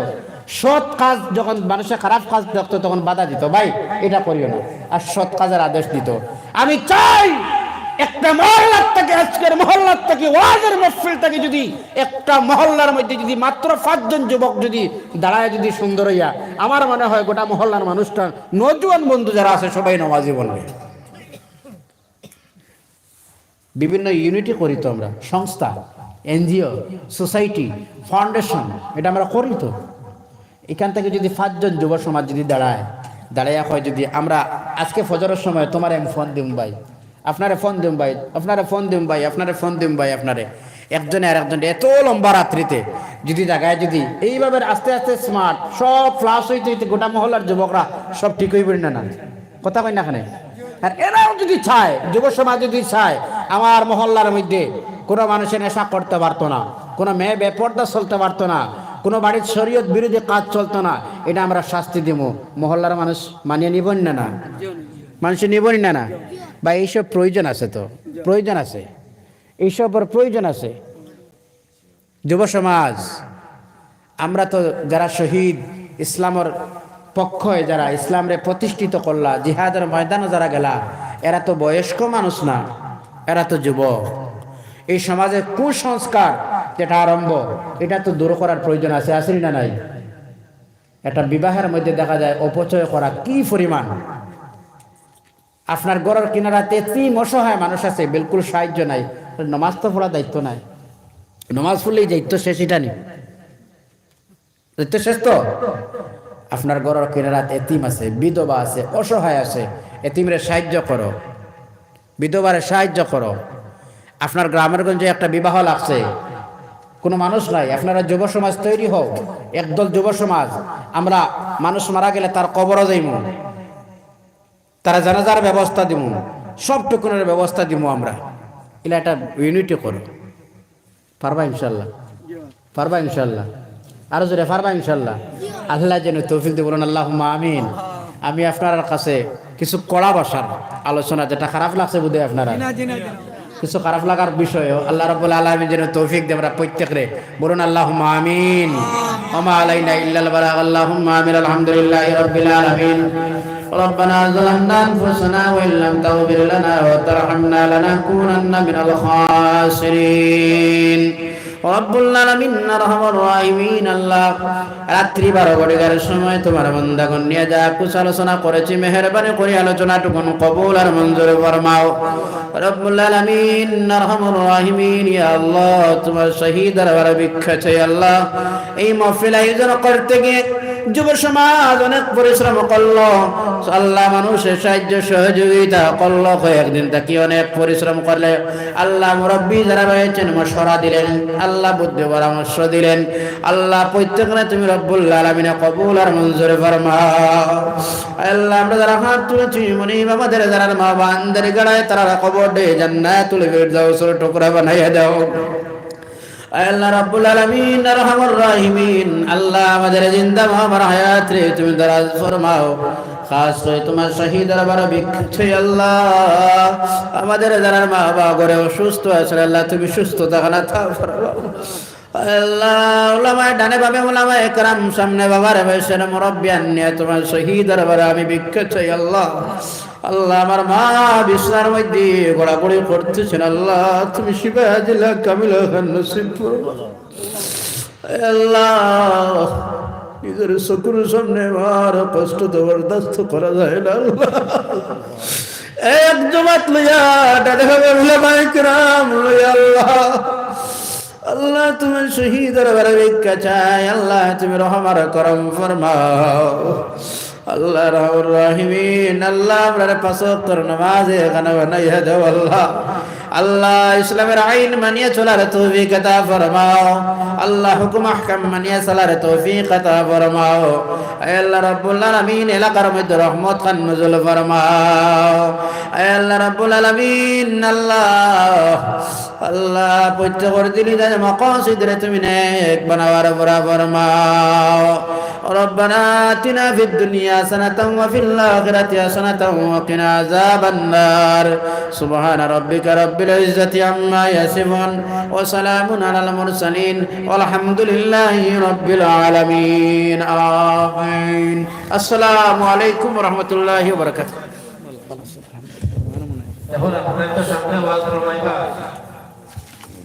مولانا عبد القادر صاحب নারায়ে তাকবীর নারায়ে তাকবীর আব্দুল কাদির সাহেব হযরত মাওলানা আব্দুল কাদির সাহেব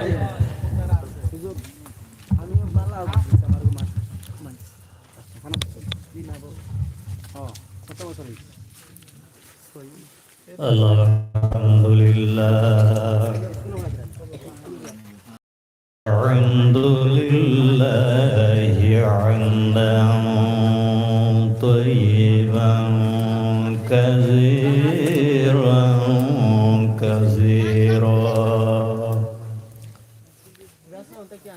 ওয়াসসালাতু ওয়াসসালামু আলা সাইয়্যিদিল মুরসালিন মুবাশশিরান ওয়া নাযীরা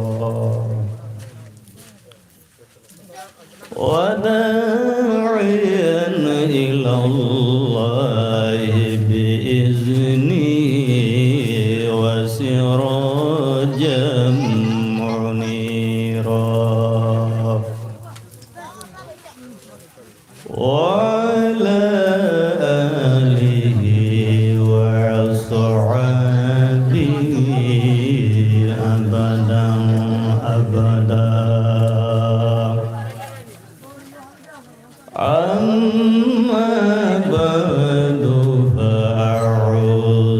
بالله من الشيطان الرجيم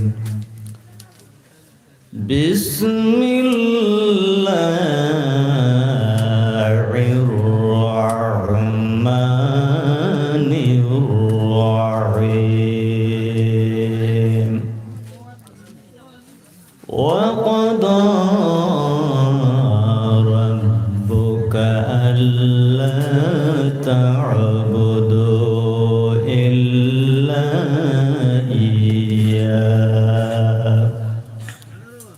وبالوالدين إحسانا صدق الله العظيم.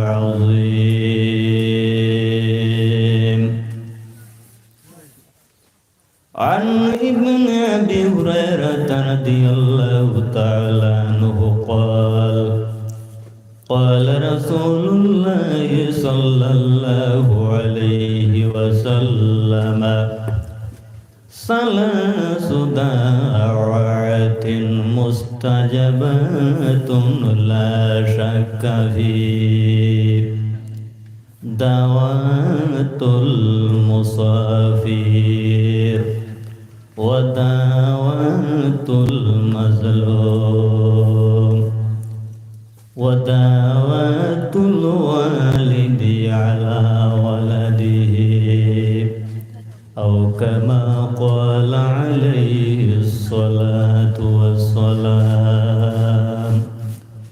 قال الله تعالى مخبرا وعامرا إن الله وملائكته يصلون على النبي يا أيها الذين آمنوا صلوا عليه وسلموا تسليما اللهم سيدنا مولانا محمد وعلى آله.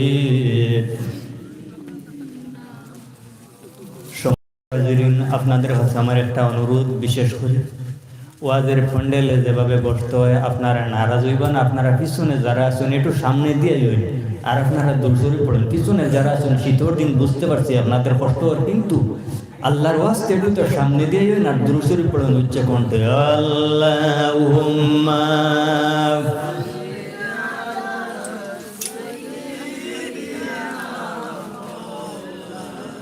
وعلى آل سيدنا اللهم صل على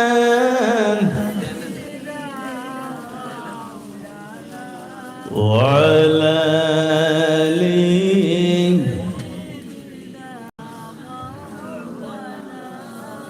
আবে জমজম খাইতে ভালো গায়ে দিব সিটাইয়া বেমার আজার হইবে না আশা যাইব ফরিয়া আল্লাহুম্মা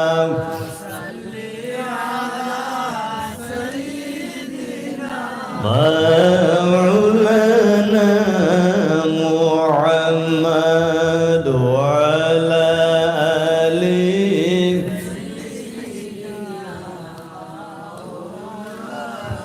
رياض الجنة أمرا পড়ব নামাজ দুই রাকাত রোজ তরে মিলবে মোদের রাসূলুল্লাহর শাফাআত আল্লাহ সাইয়্যিদিনা মাওলানা মুহাম্মদ ওয়া আলা আলিহি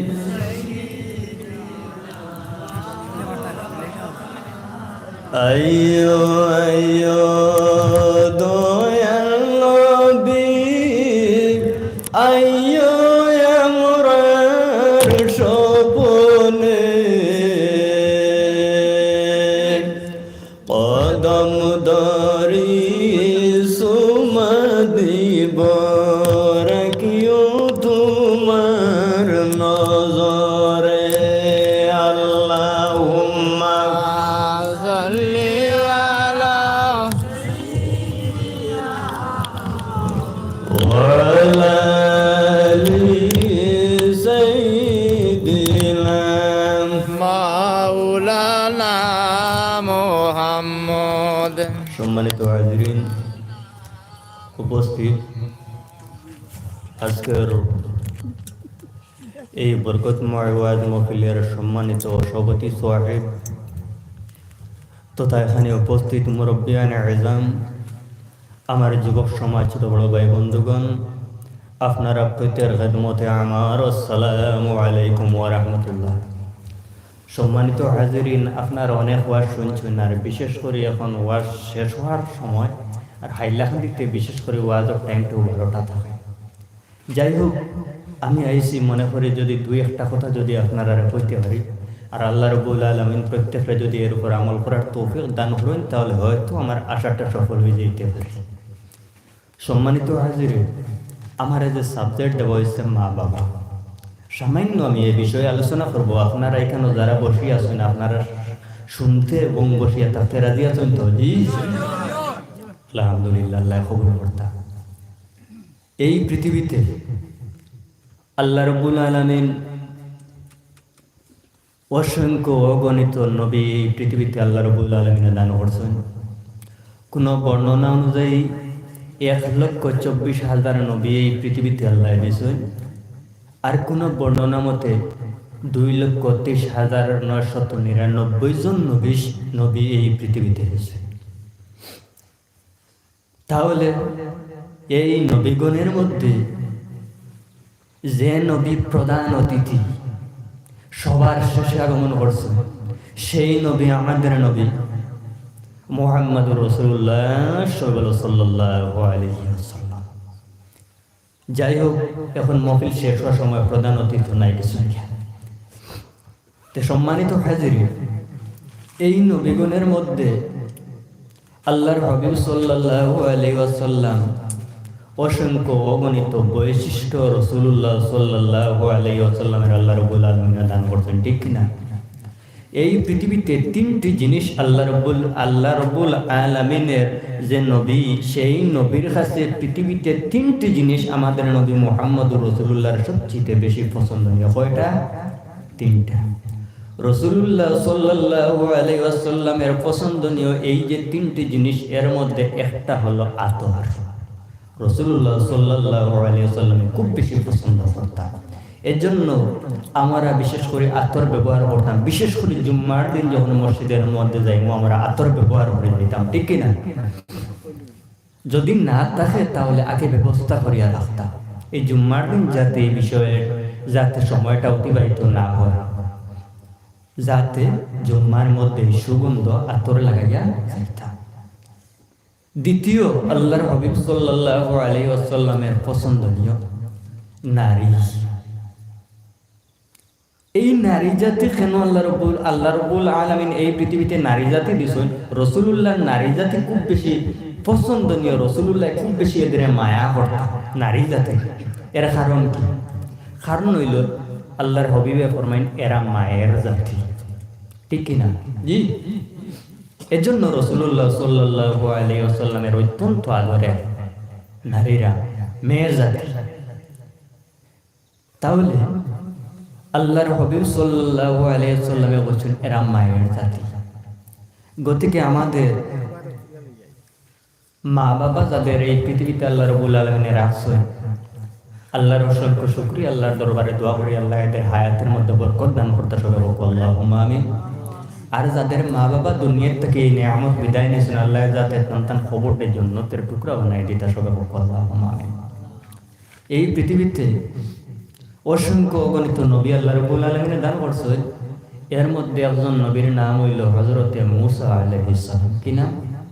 মূসা আলাইহিস সালাম।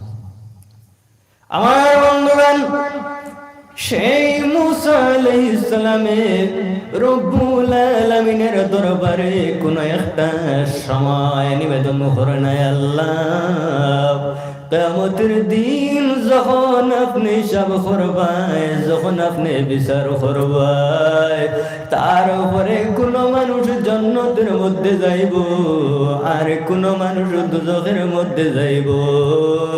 কিন্তু আমি এই জমানার একজন নবী, গতিকে কিয়ামতের দিন যখন আমি জান্নাতের মধ্যে কিয়ামতের দিন যাইব, এই জান্নাতের মধ্যে যখন আমি কিয়ামতের দিন যাইব, আমার সঙ্গে জান্নাতে যাইবি। কার প্রশ্ন? মূসা আলাইহিস সালামের। কি প্রশ্ন? আমি যে কিয়ামতের দিন হিসাব কিতাবের পরে মূসা নবী যে জান্নাতে যাইব, আমার সঙ্গে আর কে জান্নাতে যাইব? রব্বুল আলামিন ফরমাইন, হে মূসা, কিয়ামতের দিন তোমার সঙ্গে যেই ব্যক্তি জান্নাতের মধ্যে যাইবে, সেই ব্যক্তি কিন্তু একজন মাংস ব্যবসায়ী মানুষ। একজন নবীর লগে যদি যাইন কিয়ামতের দিন জান্নাত, আর এক নবী যাইতা না জি কিনা? কিন্তু ইনো আল্লাহ কতরে একজন মাংস ব্যবসায়ী মানুষ, যাদের আমরা গ্রাম্য ভাষায় খসাই করি, ঠিক কিনা? আমরা প্রত্যেক জান্নাত চাই কিনা? জি, জান্নাত চাই। আলহামদুলিল্লাহ, প্রত্যেকে আশাকে জান্নাতের মধ্যে যাইতাম। এই পৃথিবীতে আমাদের আমলটা ভালো করতে লাগবে কিনা? জি, করতে লাগবে কিনা? আল্লাহর হাবিব মুহাম্মদুর রাসূলুল্লাহ সাল্লাল্লাহু আলাইহি ওয়াসাল্লাম রে জিজ্ঞাসা করা হইল, আইয়ুল আমালি আহাব্বু ইলাল্লাহ, ইয়া রাসূলুল্লাহ, এই পৃথিবীর মধ্যে কোন আমলটা আল্লাহ রাব্বুল আলামিনের কাছে পছন্দনীয়? আল্লাহ রাব্বুল সাল্লাল্লাহু আলাইহি ওয়াসাল্লাম ফরমায়, as-salatu liwaqtiha, সঠিক সময়ে নামাজ পড়া আল্লাহ রাব্বুল আলামিনের পছন্দনীয়। সঠিক সময় নামাজ পড়া আল্লাহর পছন্দনীয়। আমরাও নামাজ পড়ি কিনা? জি, কিন্তু কোন সময় এখানে টাইম যাবাইয়া, কোন সময় এখানে দুই এখানে হরিয়া পড়ি কিনা? ইয়া রাসূলুল্লাহ, দ্বিতীয় নম্বরে কি? আল্লাহর হাবিব সাল্লাল্লাহু আলাইহি ওয়াসাল্লাম ফরমাইন, বিরুল ওয়ালিদাইন, তোমাদের মা বাবার খেদমত। কার খেদমত? মা বাবার খেদমত। ইয়া রাসূলুল্লাহ, নম্বর কি? আল্লাহর হাবিব সাল্লাল্লাহু আলাইহি ওয়াসাল্লাম ফরমায়, আল জিহাদু ফি সাবিলিল্লাহ। আল্লাহ বুঝা গেল এই জমিনের মধ্যে যত বড় বড় আমল আছে, এর মধ্যে যে তিনটা আমল সবচেয়ে উত্তম আমল, বড়, এই আমলের মধ্যে একটা আমল হইল এই জমিনের মধ্যে মা বাবার খেদমত করা। ঠিক না? মা বাবার খেদমত করা। এই পৃথিবীর মধ্যে অসংখ্য গলিত মানুষ, এই পৃথিবীর মধ্যে যুবক ভাইয়েরা আছে, আরে মা বাবার খেদমত দূরের কথা, মা বাবার উপর কিন্তু জুলুম অত্যাচার করে কিনা? আরে রাসূলুল্লাহ জিজ্ঞাসা করা হইল, ইয়া রাসূলুল্লাহ, কোন একজন ব্যক্তি জিজ্ঞাসা করছিল, ইয়া রাসূলুল্লাহ, এই জমিনের মধ্যে আমি কোন আমলটা করতাম? আল্লাহর হাবিব ফরমান, তোমার মা জননীর খিদমত করো। আবার 2 নম্বরে জিজ্ঞাসা করা হইল, ইয়া রাসূলুল্লাহ, এরপরে আমি কি করতাম? আল্লাহর হাবিব জানাইলা, তোমার মার খিদমত করো। 2 নম্বর বার রাসূলুল্লাহ ফরমাইন, মার খিদমত করো। 3 নম্বর বার জিজ্ঞাসা করা হইল, ইয়া রাসূলুল্লাহ, এরপরে কি? আল্লাহর হাবিব ফরমাইন, তোমার মার খিদমত করিলাম। কয়বার কইছেন? 3 বার। কয়বার? 3 বার। সেই ব্যক্তি আবার 4 নম্বরে জিজ্ঞাসা করতেছে, ইয়া রাসূলুল্লাহ, 4 নম্বরে কি? আল্লাহর হাবিব ফরমান, তোমার বাবার খিদমত করিলাম। মার কথা কয়বার? 3 বার। বাবার কথা কয়বার? 1 বার। মনে মনে কইবা, বাবার দাম মনে কম। বাবার দাম কম? জি, আপনারা কইতে কিতা, আপনারাও তো কইয়া ভাইতরা না, বাবার দাম কম নয়। এই পৃথিবীর মধ্যে যত মায়ের আছেন, এই পৃথিবীর মধ্যে নিজের সন্তানের জন্য 3টা কষ্ট করো। এই জমিনের মধ্যে কোনো বাবা নাই যে বাবাই কিন্তু নিজের সন্তানদের জন্য এই 3টা কষ্টের প্রয়োজন হয় না। 3টা কষ্ট বর্ণনা করতাম না জি? 3টা কষ্ট। এই যে 3টা কষ্ট, এই 3টা কষ্টের মধ্যে 1 নম্বর কষ্ট হইল হামালাতুহু উম্মুহু। যখন তুমি জমিনের মধ্যে যখন তুমি আসো নাই, এই জমিনের মধ্যে আওয়ার আগে তুমি যখন ছিলাই, এই অবস্থায় কিন্তু তুমি তোমার মার গর্ভের মধ্যে ছিলাই। এই সময় তোমার জন্য তোমার বাবাই কোনো কষ্ট করছিল না। এই সময় কিন্তু 9 মাস অথবা 10 মাস তোমার মা জননী তোমার পেটের মধ্যে কিন্তু রাখছো। আপনারা দেখছেন, যখন কোনো সময় খেয়েও যখন দেখবা কোনো সময় একটু বেশ খাদ্য যদি খাইলেন, আচ্ছা আঠা যায়নি কইছেন জি, বেশ খাইলেস কইন কিনা? কিন্তু যখন তুমি মার গর্ভের মধ্যে ছিলাই, এই মার গর্ভের মধ্যে সামান্য সময় লয়, এই মার গর্ভের মধ্যে 9 মাস অথবা 10 মাস 10 দিন যখন ছিলাই, তখন কিন্তু তোমার মা জননী নিজে কিন্তু গর্ভের মধ্যে কিন্তু ধারণ করছ। এই অবস্থায় তোমার মা জননীর কতটুকু কষ্ট হইছে। কোন সময় যখন সন্তান আদি পেটের মধ্যে যখন থাকে, যখন নড়াচড়া করে, এই অবস্থায় মা জননী কি পর্যন্ত কষ্ট করে। এই জমিনের মধ্যে অনেক জালিম সন্তান আছে, মা বাবার উপর জুলুম অত্যাচার করে, কিন্তু তাদের প্রতি কোন সময় সে কিন্তু দয়ার নজরে চায় না। ঠিক কিনা? এই হলো একটা কষ্ট।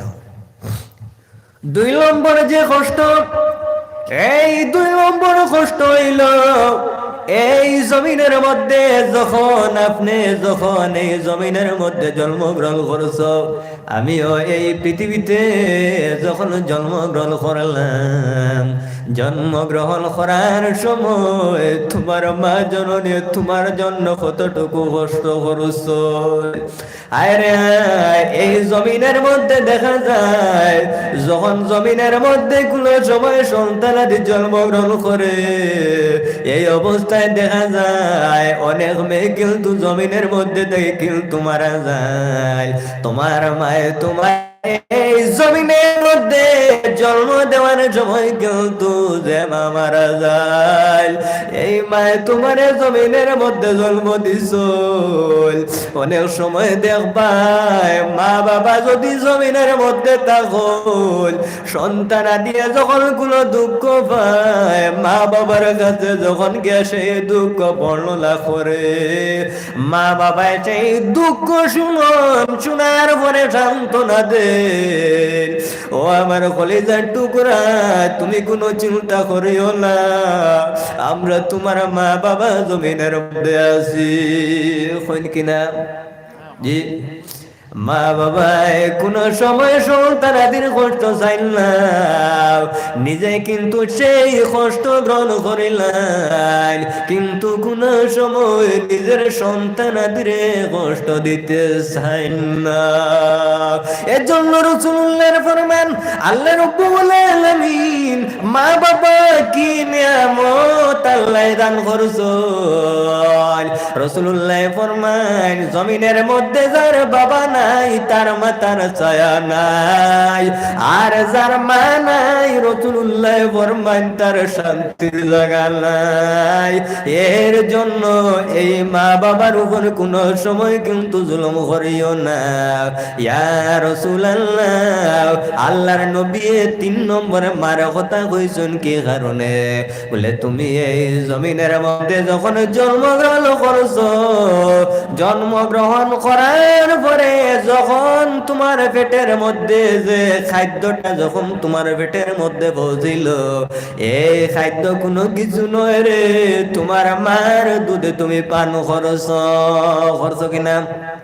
নাই সময় গরুর দুধ জারবো না, মার দুধ। এই জন্য আল্লাহর হাবিব সাল্লাল্লাহু আলাইহি ওয়াসাল্লামে 3 বার মার কথা কইছে, যার জন্য এই মা বাবার সঙ্গে ভালো ব্যবহার করিও। মা বাবার সঙ্গে যদি ভালো ব্যবহার করো, আল্লাহ রাব্বুল আলামিন তোমার উপর খুশি হয়ে যাইবা। এজন্য রাসূলুল্লাহর ফরমান রাদার রাব্বা ফি রাদাল ওয়ালিদ, তোমার মা বাবা যদি তোমার উপর সন্তুষ্ট থাকে, আরশের মালিক মুনিব রব্বুল আলামিন তোমার উপর সন্তুষ্ট থাকবে কিনা? ওয়াসাকাতুর রাব্বি ফিস সাখাতিল ওয়ালিদ, আর যদি তোমার মা বাবা তোমার উপর যদি অসন্তুষ্ট থাকে, তাহলে নিশ্চয় আল্লাহ রাব্বুল আলামিন তোমার উপর অসন্তুষ্ট থাকবে। যার জন্য যদি মা বাবার অসন্তুষ্ট রেখে এই জমিনের মধ্যে যদি তুমি ইবাদত বন্দেগী করো, তোমার সেই ইবাদত আল্লাহ রাব্বুল আলামিন কোন সময় কবুল করতা নাই। করবানি জি। এজন্য আমার ভাইয়েরা, মা বাবার সঙ্গে ভালো ব্যবহার করিও। আল্লাহ রাব্বুল আলামিন ফরমান, তোমাদের মা বাবার সঙ্গে তোমরা ভালো ব্যবহার করো রে, এই জমিনের মধ্যে আমি আল্লাহ রাব্বুল আলামিনের ইবাদত করবা।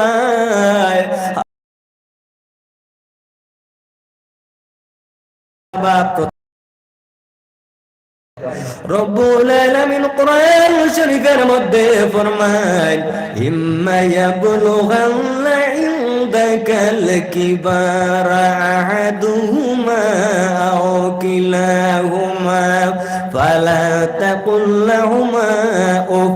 তোমার জীবনের মধ্যে তোমার মা অথবা বাবা অথবা দুজন যদি তোমার জীবনের মধ্যে যদি বৃদ্ধ হয়ে যায়, তাহলে তাদের কোনো কাজের মধ্যে কোনো সময় তুমি শব্দ পর্যন্ত করিও না। কারণ দেখবাই, যখন কোনো মানুষ কিছু বয়স হয়, তখন বৃদ্ধ হওয়ার পরে যদি কোনো কিছু করোনা যদি হইন, তাহলে না করা পর্যন্ত দম লয় না, ঠিক কিনা? এজন্য আল্লাহ রাব্বুল আলামিনের ফয়সালা, তাদের প্রতি কোনো সময় উফ শব্দ পর্যন্ত করিও না। এই যে উফ শব্দটা কিন্তু আপনার জন্য কিন্তু এই জিনিসটা কিন্তু তাদের লাগে বলা কিন্তু আপনার জন্য ঠিক নয়। কিন্তু অনেক মানুষ অত্যাচার করে, ঠিক কিনা? করে কিনা? আমার বন্ধুগণ, জানে রেখো আল্লাহর হাবিবের ফরমান, আমি আপনাদের সম্মুখে যে হাদিস আপনাদের সম্মুখে পড়িলাম, আল্লাহর হাবিবের ফরমান, সালাসু দাওয়াতিন মুস্তাজাবাতুন লা শাক্কা ফি। এই জমিনের মধ্যে তিন শ্রেণীর মানুষে আল্লাহর দরবারে যদি দোয়া করুন, আল্লাহ রাব্বুল আলামিন তাদের দোয়া ঘুরাইন না। কয় শ্রেণীর মানুষ? তিন শ্রেণীর। ইয়া রাসূলুল্লাহ, এই তিন শ্রেণীর মানুষকে আল্লাহর হাবিবের ইরশাদ, রাসূলুল্লাহর ফরমান, দাওয়াতুল মুসাফির। যদি কোনো মুসাফির আল্লাহর দরবারে দোয়া করুন, আল্লাহ রাব্বুল আলামিন মুসাফিরের দোয়া কোনো সময় ফিরাইন না। ইয়া রাসূলুল্লাহ, দুই নম্বরে আল্লাহর হাবিবের ফরমান, ওয়া দাওয়াতুল যখন কোন মাজলুমে দোয়া করো, আল্লাহর আমিন কোন সময় কিন্তু মজলুমের দোয়া আল্লাহ না। মনে মনে কইবা মজলুম কে? মজলুম কাকে বলে জানতে চান? মজলুম হইল ও ব্যক্তি যার উপর জুলুম করা হয়। কোনো মানুষ আছে, কোনো দোষ নাই, কোনো কিছু করে না, খুদ্দাও তার উপর অত্যাচার, ঠিক কিনা? জি, এই যে তার উপর যার উপর অত্যাচার করা হয় তার নাম হইল মজলুম, আর যে অত্যাচার করে তার নাম হলো জালিম। এই যে জালিম, রাসূলুল্লাহর ফরমান, যখন কোন মজলুমি আল্লাহর দরবারে দোয়া করে, এই দোয়া আল্লাহ রাব্বুল আলামিনের দরবারে তো তাড়াতাড়ি কবুল হয়। যখন মজলুমে দোয়া করে, মজলুমে দোয়া করার সঙ্গে সঙ্গে তার দোয়া এত তাড়াতাড়ি কবুল, তার মধ্যে এবং আল্লাহ রাব্বুল আলামিনের মাঝখানে কোনো পর্দার ব্যবস্থা থাকে না, এত তাড়াতাড়ি। এজন্য রাসূলুল্লাহ সাল্লাল্লাহু আলাইহি ওয়াসাল্লামের ফরমান, উনসুর আখাকা যালিমান আও মাজলুমান। আমার উম্মতেরা, তোমাদের ভাই জালিম হোক অথবা মজলুম হোক, তাদের এই জালিম যে আছে তারে এই জুলুম করার থেকে তারে তোমরা বিরত রাখো। আল্লাহর হাবিবের ফরমান, জালিম রেও সাহায্য করো, মজলুম রেও সাহায্য করো। রাসূলুল্লাহ রে জিজ্ঞাসা করা হইল, ইয়া রাসূলুল্লাহ, মজলুম যেই ব্যক্তি সেই ব্যক্তিরে সাহায্য করতাম বুঝতে পারলাম, কিন্তু জালিম যে আছে তাকে কিভাবে আমরা সাহায্য করতাম? আল্লাহর হাবিব সাল্লাল্লাহু আলাইহি ওয়াসাল্লামে ফরমান, সে যখন জুলুম করতে চায়, এই জুলুম করার সময় তারে কিন্তু মুখ দিয়া বুঝাইয়া যেভাবে হোক তারে এই জুলুম করার থেকে যদি বিরত রাখিলাও, তাহলে সেটা তোমার জন্য কিন্তু সাহায্য করা হয়ে গেল। রাসূলুল্লাহ ফরমান, যখন কোন মজলুমে আল্লাহর দরবারে দোয়া করে, আল্লাহ রাব্বুল আলামিন এত দ্রুত তার দোয়া আল্লাহ কবুল করিলেন। ইয়া রাসূলুল্লাহ, তিন নম্বরে আল্লাহর হাবিব সাল্লাল্লাহু আলাইহি ওয়াসাল্লামের ফরমান, ওয়াদাওয়াতুল ওয়ালিদি আলা ওয়ালাদিহি, যখন মা বাবা সন্তানদের জন্য দোয়া করবা, আল্লাহ রাব্বুল আলামিন সেই দোয়া তাড়াতাড়ি গ্রহণ করিলেন। যদি মা বাবায় দোয়া দেন ভালো, মা বাবায় যদি দোয়া দেন, তাহলে সেই দোয়ার বরকতে আল্লাহ তোমার দুনিয়া আখিরাতের জীবন কিন্তু আলোকিত করে দিলাইবে। আর যদি তোমার মা বাবায় তোমার জন্য যদি বদদোয়া করিলেন, তাহলে তোমার দুনিয়া আখিরাতের জীবন কিন্তু জ্বলে অবশ্যই যাইবে। হইবে কিনা? জি আমার বন্ধুগণ, খ্রিস্টানের মধ্যে একজন ইবাদতকারী ছিল, যার নাম হইল জুরাইজ। কি নাম? জুরাইজ। এই জুরাইজে কিন্তু ইবাদত বন্দেগী করেন। ইবাদত বন্দেগী যখন কোন মানুষে প্রকৃতভাবে করে, তাহলে দেখবায় তার ইবাদতের মধ্যে কিন্তু আরাম লাগে কিনা।